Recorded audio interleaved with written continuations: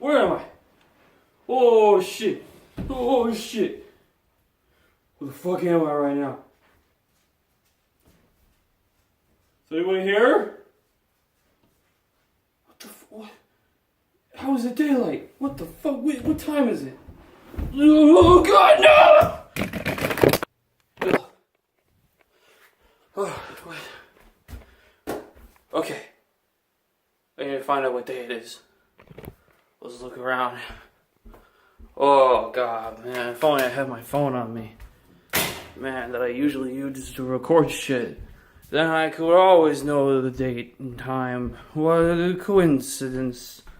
None of this shit will tell me anything. Oh, what to do. Oh, no. What does that say? This is 2:42. When the fuck did I go to bed? Oh, no, man. This might be very bad.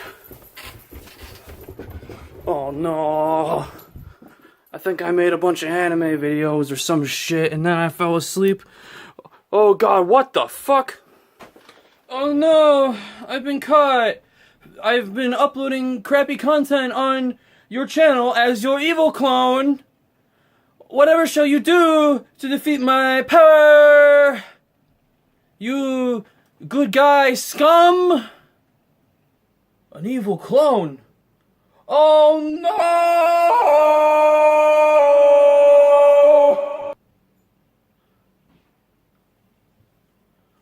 I will defeat you with the power of music!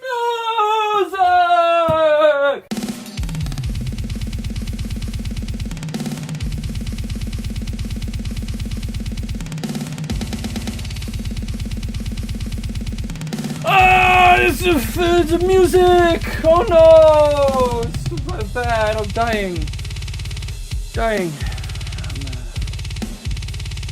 is fucking stupid. With that out of the way, let's see how much damage he does this time. Alrighty. Let's start with the date. What fucking day is it? Uh-oh. October 2nd. Oh, no. Oh, no. Video manager, now. What's all this? My evil clone? No!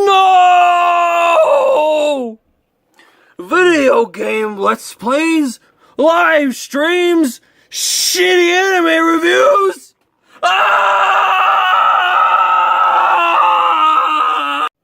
I never wanted my channel to be like this! What have I done? What did my evil clone do? Wait a minute. I know how to save this. I will make a video game review in the style of like a, like a Klemps or a Hippocrate, you know, the video game reviews. Except I'm gonna do it in one day. One day! You think those sons of bitches can do that? I challenge them! I challenge all of you to make a review as good as mine in a single day. Today, we're reviewing Spyro the Dragon, one of my favorite video games ever made. It's got everything. The graphics, the gameplay, the music, the cool glitchy shit, it's fucking awesome. Spyro controls pretty decently. I feel like new players picking this game up for the first time might have some issues due to how floaty running around can be. But once you get used to them, you can pull off some really cool looking moves. You press square to charge your horns at bitches, circle to flame them all up, and X to jump. Pretty simple. There isn't really much camera control in this one like there is in Spyro 2 and 3, beyond pressing L2 and R2 to slowly pan around. So I'd recommend going into the options and changing the camera from passive to active. It'll help quite a bit. You can also press triangle to look around the beautiful environment and stop yourself mid-flight if you feel you might overshoot a landing. The L1 and R1 buttons make Spyro do this weird little rolly thingy that's basically completely useless, so I never did it once throughout my entire playthrough. Whoops. Also, movement can be done with both the D-pad and left analog stick, but I just use the stick. In Spyro 2 and 3, which have much tighter controls, I'd use the D-pad, but the loose floaty charge in the original make the analog stick the much better choice overall. Let's talk for a second about the graphics. This is single-handedly my favorite looking game I've ever made. The low resolution of the PlayStation, the fantastic animation and color design, and the incredible innovation in the engine of the game combined to create one of the most interesting looking video games ever made. I wouldn't even recommend using an emulator on this one. It cleans up the image far too much. If you can, use a PS2 with fast loading enabled on a high quality CRT, like a Sony PVM or BVM with some really nice SCART cables. If you have no idea what those abbreviations meant, I'd highly recommend checking out this video by My Life in Gaming. It sold me on purchasing a beautiful PVM myself after about 10 minutes of convincing.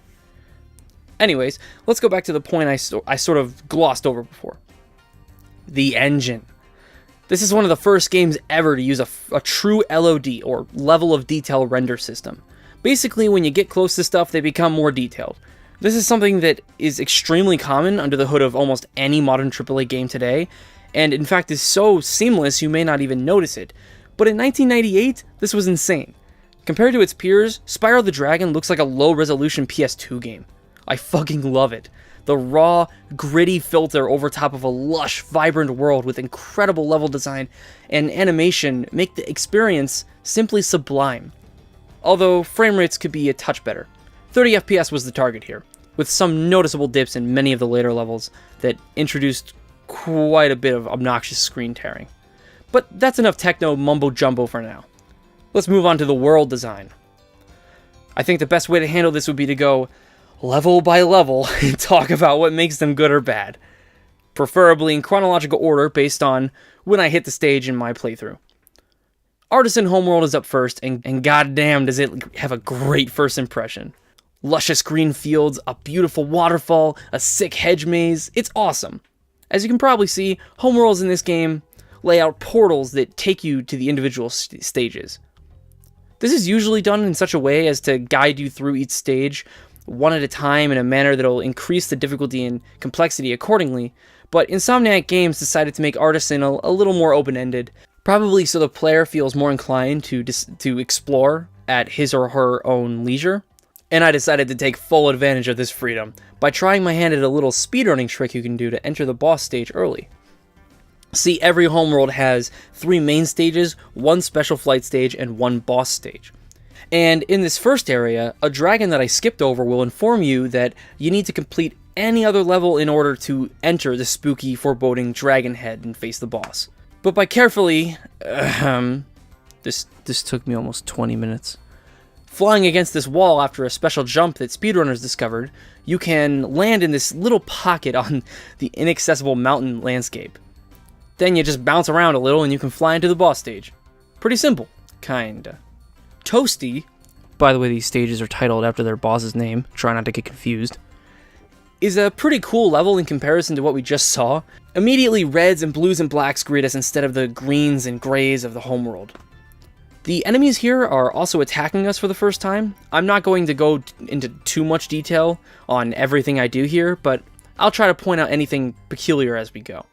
Don't want to waste too much time, right? These dogs are awesome. They teach you that not every enemy can be simply charged or flamed without consequence, since they take 2 hits to kill, and will retaliate after the first hit.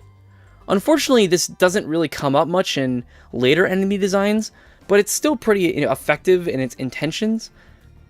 The Cane Bros show up in another level, so we'll talk about them later. Another interesting thing to note is that this is one of the few levels that refuses to give you any fodder. What's a fodder?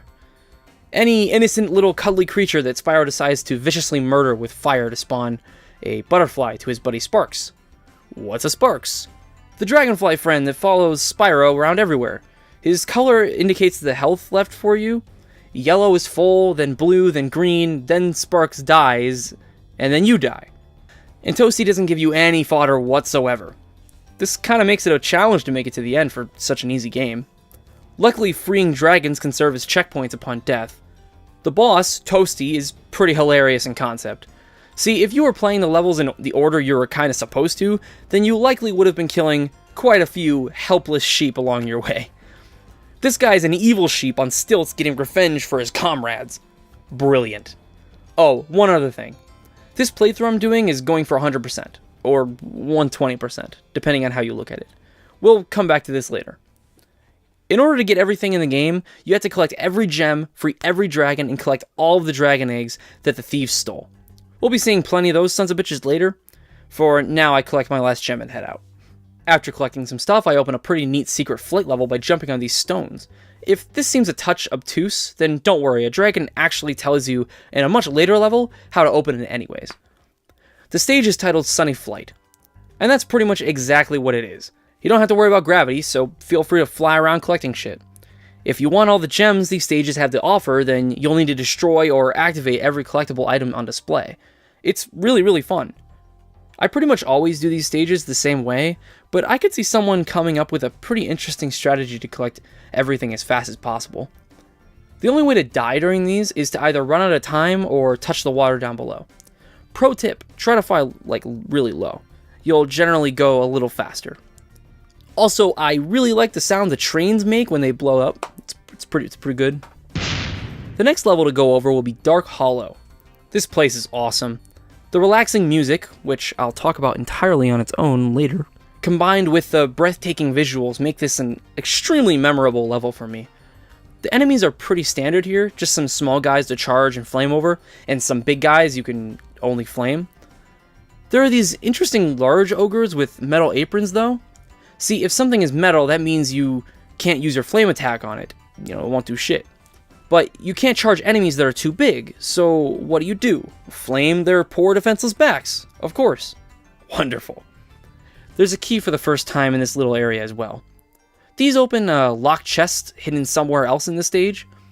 Pretty interesting mechanic in the sense that repeat playthroughs in which you already know the location of the pair can result in different pathing than you might otherwise take. Other than that, they're pretty uninteresting. I collect all the gems and dragons and head out. Next is Stone Hill. This is likely the very first stage that most players will end up taking, as it's the closest to the starting point of the game, and the image on the portal almost makes it look like it's just an extension of the homeworld. I guess this would trick players who might be a touch more cautious into accidentally entering the easiest stage in the game first. I guess. I really like this level. It's very open, and the music is simply wonderful. There's also this fun trick with the water fountain you can do by jumping into it at just the right angle and holding the X button down to make it up into the hills, which you normally access a little later on. The Cane Bros make their triumphant return, but are much easier this time around without the help of their guard dogs. See how Toasty and Stonehill are kind of supposed to be rivals in a way? It's good stuff. The Thieves also make their debut up on the hills. These little bastards carry eggs that need to be collected, and some of them can take much longer than expected to catch up to. Luckily, this one is pretty easy. The sound upon hitting them is wonderful, by the way. Sound design is something else Spyro the Dragon, knocks out of the park, so I'll be sure to point out many of my favorite bits as we go. The final thing I'd like to mention in this stage is the force fields. This shit blew my mind when I played the game at the age of 4 years old. I figured that there had to be some way to get past the gates and run free in the infinite plains in front of me. Sure enough, there isn't really anything beyond them. But they definitely sell a sense of realism that goes far beyond what most invisible walls usually allow. This is something that also become kind of a trend throughout Spyro 2 and 3. Next up is the town square. This is the last level of the Artisans, and it's easily my least favorite. There isn't really anything wrong with it, but with every other stage being as great as they are, this one tends to be forgotten every time I start a new game. I do love the bull enemies though. The way they can have their horns stuck in the ground after charging them is hilarious. I believe this stage also introduces these strange fan crate things. These have a great underappreciated feature of being able to take out faraway enemies with the fan. See, if you aim where Spyro is standing and then you spew the final flame, the blades will hone in on the nearest enemy in the whatever direction he's facing. It's pretty useful in a few areas later on, but ultimately I doubt most people even cared. These are not in Spyro 2 and 3. After verifying that I have indeed collected everything, I proceed to the balloonist, who will take me to the second homeworld, Peacekeepers. This is a really great moment in the game. When you first arrive, you land on a dock and head into the ominous Mextex building. When you free the dragon, you might have noticed, if I hadn't skipped it, that this entire world has a completely different art style. This is something that was sort of ditched in Spyro 2 and 3. But I think this idea is incredible. Everything here looks angry as fuck, dude. Which is ironic considering their location's name. All the enemies and dragons also have this slanted eye look, which kind of makes them appear as anime characters. It's pretty neat. Also, I love these tents. If you can't kill these fleeing guys fast enough, then they'll proceed to hide. Flaming the structure reveals that the enemy has decided to give up on running, leaving you with a mark of shame. Awesome. There's also a cannon in this homeworld. These are very rare and don't do much outside of destroying things that are too tough for Spyro's base attacks, like this giant rock. Let's move on to the first level I enter. Dry Canyon is pretty alright. I like the look of it, but there isn't too much to note that I haven't already pointed out. I do love the crows and the ogres that wield them, however. This is another brilliant design choice. The craziest thing going on in this stage is the glide you have to do from the drop-off into a ledge that you have pretty much no way of seeing without piecing your location together in your head. It's a really cool idea, but perhaps a touch obtuse. You get a key here that'll open a faraway chest that can be pretty obnoxious to get to as well. Let's get out of this mixed bag of a level. I head to Ice Cavern next. This level is extremely memorable, mostly due to the unique enemies and the color choice. The designers likely wanted to avoid purple in stages to keep players from losing track of where Spyro is on screen. But I think they picked the perfect shade to not let that happen. I love these ice skating guys, by the way. They're pretty simple to kill, but I love the way they slide and slip around. And the giant ogres here are awesome. They look like Sully from Monsters, Inc. The bats flying around serve as fodder here, which is pretty different. They certainly act a bit more aggressively than sheep and goats. There's also this really cool enemy that gets placed on icy ledges. Again, he's a giant guy wearing armor.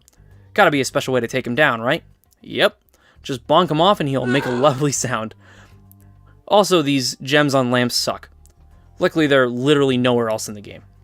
I decide to then head out to Cliff Town. Artistically, I don't really like this area too much, since it feels too similar to the homeworld and Dry Canyon.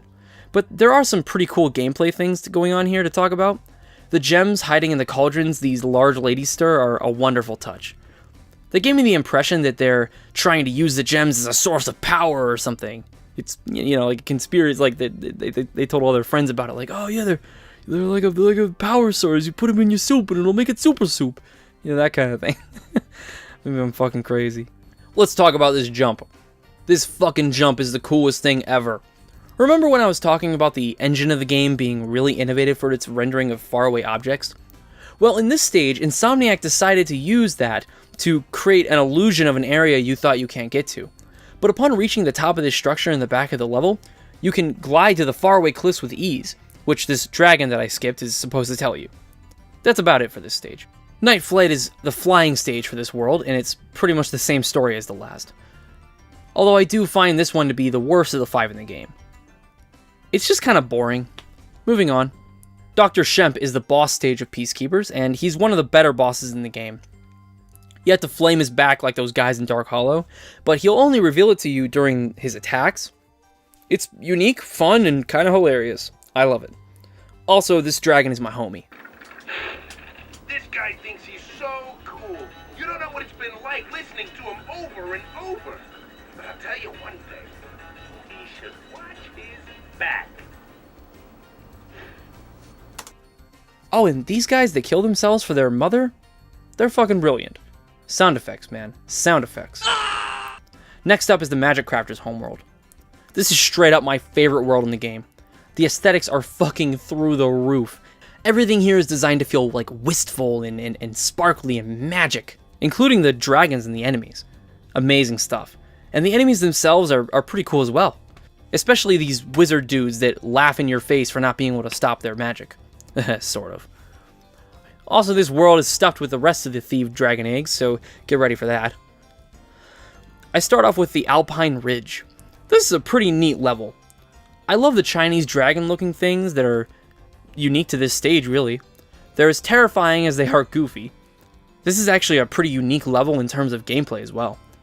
Lots of flying around from one suspended cliff to another. There's also this little trick you can do to enter this faraway area with a thief. I didn't even do anything special there. Insomniac just didn't put collision on that texture. Try it at home, it's awesome. Next up is one of my favorite levels in the game, the High Caves. In the very beginning of the stage, you have a choice. Go into the caves and try to avoid the horrifying spider things that'll chase you till you're dead out of 10, or head up to the conflicted mountain filled with wizards and magicians and shit. All the cool stuff. Of course, I chose to run around for a while in the deadly spider caves. If you go into a secret area here, you can find a fairy that'll give you a temporary super flame, which will ice the previously invincible spiders, no problem. It's pretty awesome. And this level isn't even close to done. There's a group of big fairies past the caves that'll save you from falling to your death, encouraging experimentation in an area that would otherwise be brutally difficult. There's a speed ramp that you can charge down to speed boost across a very large distance and stuff. And there's this awesome trick with a thief you can do to save you like a little bit of a headache. It's just awesome. I love it. It's so good. This level is just fun. It's just a good time. I love the way it looks too. It's good. It's good. Next stage to talk about is Crystal Flight, a pretty decent flight stage with a really cool crystal aesthetic. It's decently challenging too. Other than that, it's not much. Next up, Wizard Peak. This is probably the best stage in the whole game. Brilliant secrets, a ton of super fun charge hills, and plenty of cool shit to discover. It has everything. And in having everything, it somehow also has almost nothing for me to mention, really. It's just perfect. Play it and I'm sure you'll agree. Sadly, we're at the final stage of Magic Crafters. Blowhard is a pretty annoying boss overall. His hitbox is shit and he'll often hit you out of nowhere. And like all the other boss stages so far, you don't get any fodder. Ugh. The level itself is pretty neat though. It's a look that a volcano level in Spyro 2 will borrow its looks from later. I really like this wooden bridge area for some reason. I don't really know why. The next homeworld is about to spook your little pants off. I love this world. It's got all the hardest stages and the most cohesive aesthetic across every level. It's all pure grime. Everything is swamps, and if it's not swamps, then it's spookier. Also, there are some fun tricks to try here if you have skills, which I clearly don't. I decided to start with the most infamous level first, Treetops. This is an incredible stage. You're basically jumping across giant trees. It's scary just in concept alone, as there's no way of seeing the bottom where the trees touch the ground. On top of this, you're required to make a few absurd jumps to faraway platforms if you want to collect everything. I make this one look super easy, but the intended path to this area is much, much harder. Even when the thieves aren't stealing dragon eggs, they manage to be the biggest dicks possible. Wonderful. I also love the enemies here, but I'll get back to them when they show up in a later stage. Oh, Misty Bog. If Treetops is the hardest level in terms of platforming, then this level is pure bitch with its enemies. Stinky ass plants that charge at you, terrifying boars and that jump scare the shit out of you, and Devil's little henchmen, the blue frogs from hell. These little shits will whip your ass with a tongue so fast you'll likely have no idea they were even behind you. It's the worst. There's one section in particular that'll wreck you harder than any other area in the entire Spyro trilogy. It's brutal. I love the fog though. It looks nice. And this guy makes me smile. I'll tell you what to do with those creatures. Smash them, Spyro! Stamp them out and squish them and squash them! How about charge them and flame them? We are dragons after all. Wild Flight is next. This is my favorite flight stage. The boats are difficult to hit without touching the water. The planes are also really fun to shoot down, and the arches and chests serve as a sort of like filler for when you're waiting for the next interesting enemy. It has wonderful flow, and it's a great challenge overall. I really love it. It's a lot of fun. Terrace Village is next. I don't love this stage, really. I like the enemies, but waiting for the electricity to stop here always annoyed me greatly. If you can do that special jump I mentioned at the beginning of the video, then you'll be treated to some areas that aren't supposed to be accessible, but that's about it for this level. Moving on. Metalhead is badass. I really like this one, even if he's, a touch easy. And the level has a fucking brutal secret key. Oof. Also, this jump at the end is so much harder than I'm making it look. The special jump I talked about helps a lot. We're at the 5th and final full homeworld in this game, and its name is Dreamweavers. This is a crazy place. Floating islands, mystical castles, flying Psyducks. This place is packed. The cannon in the middle of the place is cool, but a tad annoying to get to. Every time it fires a shot, the beam will morph the enemy it hits into a different size. Pretty cool for a one-off gimmick. I decided to start with Haunted Towers, another one of my favorite stages. It's a big poofy floaty castle with magic skeletal knights and fairies you need to save. I love it. Said fairies give the same super flame that the High Caves one provided, so the idea is to get to them as quickly as possible to take out the invincible knights and metal doors. This level is also home to another insanely obtuse secret. You have to charge down this ramp, through this hallway, past this door, across the gap, and jump into this hidden plot of land. It's pretty nuts. There's an awesome golden fairy here that'll give you a super flame for the rest of the level. No time limit. But in order to get to her, you have to make it past a shit ton of knights before a wizard at the top wakes them all up. It's really fun. It's a pretty cool moment. Dark Passage kinda sucks. It just doesn't feel good to be in. I'm not really sure why, but this is always the level I dread the most when I reach Dreamweavers. The morphing animals are cool though, and they make a great sound effect. Now it's time for Lofty Castle. This place is fua as fuck, bro. I don't really care much for the level design since it ends up being a bit too much effort and time that a floaty level like this should conceivably take. But that's just kind of a nitpick. Oh, and the Psyducks are here too. They're pretty weird. There is a unique mechanic here though, where you have to rescue these like caged fairies in order to activate platforms to reach the various areas in the stage. That's basically it though. Time for our last flight stage. Icy Flight, it's okay. It's pretty much in the middle, same as all the others, but this time with weird propeller dues. And the trains are back. Jacques is a pretty strange boss. He throws boxes at you, but if you run up to him fast enough, he can't do much of anything. He goes down disappointingly fast for a guy that gives you like 100 gems. The level is actually a lot better though. There are a bunch of these like time dudes that activate platforms for you until their alarm goes off. They can be a tad annoying to hit, however, due to the difficulty of like turning Spyro around. And now it's time for the final world, Gnorc Gnexus. Every single level in this game with Gnorc in it has a G in front of it, and you know, it's a meme. Shut up. It's basically just 3 dragon heads in a portal though, so let's just get going. You can only do these in a set order, by the way. Gnorc Cove is first. This is a pretty great stage. Launching these barrels at enemies and chests is really fun, and the harbor aesthetic is very unique. Beyond that, there's really only this guy. Wow, I never thought I'd be rescued, especially by such a little dragon. What I mean is, I always believed in you, Spyro. You gotta believe. Twilight Harbor can be pretty brutal. The enemies here use machine guns and grenades, which are incredibly effective against Spyro's frail body. The reds and oranges of this place are wonderful though, and I love the militaristic architecture going on. Like Gnorc Cove, however, it's pretty short and sweet. Time for our final boss. Nasty Gnorc is an awesome final battle. Instead of having the stage and boss be 2 separate areas, the level basically consists of hunting down some thieves who hold keys to access Nasty himself, and then chasing him around until he runs into a fiery final lair. Bouncing across the narrow platforms here feels incredible. The tension of the fight just feels so real. And when you actually reach him, a quick flame will result in Spyro finally being able to say, well, that was amazing. Can you all see now why I love this game as much as I do? It's simply magical, start to finish. And its consistency is near perfect too. I've been playing this game for like 16 years, at least like twice a year, and I still love it every time. So I think I can say it's an all-time classic for me. Absolutely in my top 5 favorite games of all time. Probably at number like 4. If you haven't played it, then you really need to fix that. Grab some Twizzlers and your favorite soda, get comfy as fuck, and have a great time for about 5 hours. It'll do you well. Wait, it's not over?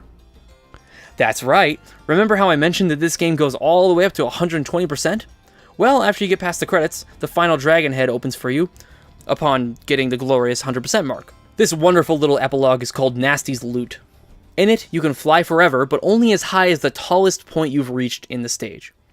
You'll have to steal keys from the various thieves in order to unlock the taller areas, all the while collecting massive amounts of gems. This single stage boosts your percentage up to 120% upon completion, in which you'll be treated to this wonderful final room.